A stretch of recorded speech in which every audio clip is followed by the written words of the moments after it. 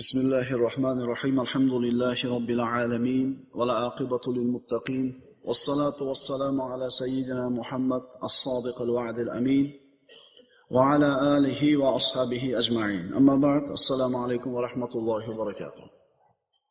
Peygamberimiz sallallahu aleyhi ve sellem aytadilar: "Kullu mavludin yuladu alal fitra." Har bir bola, Rasululloh aytadilar, aslida har bir bola tabiatan sog'lom musulmon tug'ilgaydir. Ya'ni islom fitrati bilan dunyoga keladi. Fa abawahu yuhawidanihi aw yunasiranihi aw yumajisanihi. Keyin ota-onasi uni istasa yahudi qilg'aydir, istasa nasoro qilg'aydir, istasa majusi qilg'aydir. Har bitta tug'ilgan bola qaysi millat vakili bo'lishligidan qat'iy nazar, ota-onasi qaysi din, qaysi millat vakili bo'lishidan qat'iy nazar musulmon bo'lib tug'iladi. Islom tabiati bilan tug'iladi. Kamasalil bahimati tuntajul bahima hal tara fiha jad'a.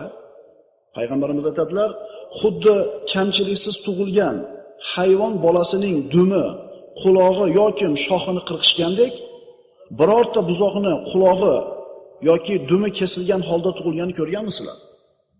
Hayvon tug'ilsa sog'lom tug'iladi. Keyin uni odamlar dumini qirqiydi, qulog'ini qirqiydi yoki shoxini kesadi. Xuddi shunga o'xshagandek, tug'ilgan farzand pokiza islom tabiatida dunyoga keladi. Keyin ota-onasi nima qilsa, shu ota-onasi qiladi. Nasroniy qilgan o'zi, majusi qilgan o'zi. Demak, tug'ilgan chaqaloq o'zini yaralishida 100% shariatga muvofiq holda tug'iladi. Ammo otalar kimnidir mana shu pokiza fitratida saqlab qolib, iymoniy tarbiya bilan uni yuksaltiradi, endi kimdir uni kufr yoki ma'siyatga tortib ketadi. Hadisda e'tibor bergan bo'lsanglar, payg'ambarimiz sollallohu alayhi vasallam yahudi qiladi, nasroniy qiladi, majusi qilib yuboradi dedi. Musulmon qilib yuboradi demadi. Nima uchun? Chunki o'zi tug'ilishidan o'zi bu musulmon bo'lib dunyoga keladi. Chunki fitrat, tabiat Alloh taolo bergan islom fitrati edi. Astagfiru billah. Faqim wajhaka lid-dini hanifa.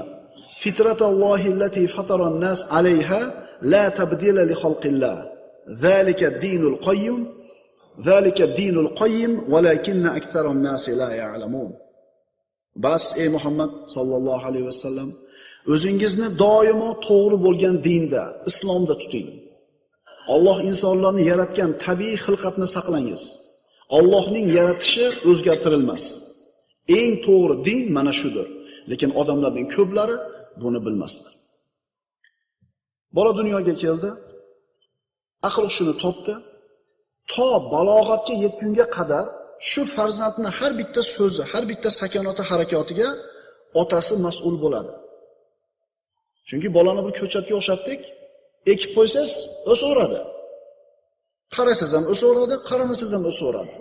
Xuddi shunga o'xshagandek bolani topib ko'chaga tashlab qo'yadigan bo'lsangiz o'saveradi. Qarasangiz ham o'sadi, qaramasangiz ham o'sadi. Imom G'azzoliy shunday deydi. Yosh bola ota-onasining qo'lidagi omonat.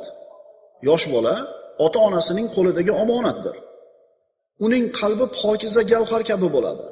Agar u yaxshilikka o'rgatilsa, yaxshilikka odatlantirilsa, mana shu narsa bilan ulg'ayadi va dunyo va oxiratda saodatga erishadi.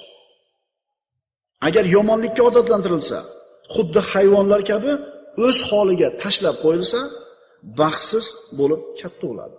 Ikki dunyoda shaqovatga yetishadi. Endi hayvondan maqsad uni semirtirib sotish. Endi odamdan-chi uni maqsad yegizib katta qilib qo'yishlik emas-da, ho'kizdek qilib. Ota-ona yeyishiga, ichishiga, kiyimiga qanchalik e'tibor berayotgan bo'lsa, taqqoslab qarasangiz, tarbiyasiga e'tibor berayotganligini, deyarli hech kim qaramayotgandek bo'lib qoladi. Kartoshka tugadimi? Yo'q tugadimi? Oldindan harakatini qilamiz. Yo'q tugadi, go'sht tugadi, boshqa narsa. Ammo tarbiyasi bilan birodarlar ishimiz yo'q. Mana ko'cha-ko'yda o'tib qolasan, bir esini tanamagan bolalar shunaqa gaplarni gapiradi, uyatganingdan qizarib ketasan. Qayerdan oldi shu gapni bolalar? Hech qachon otasidan yoki onasidan o'rgangan emas. Qayerdan oldi?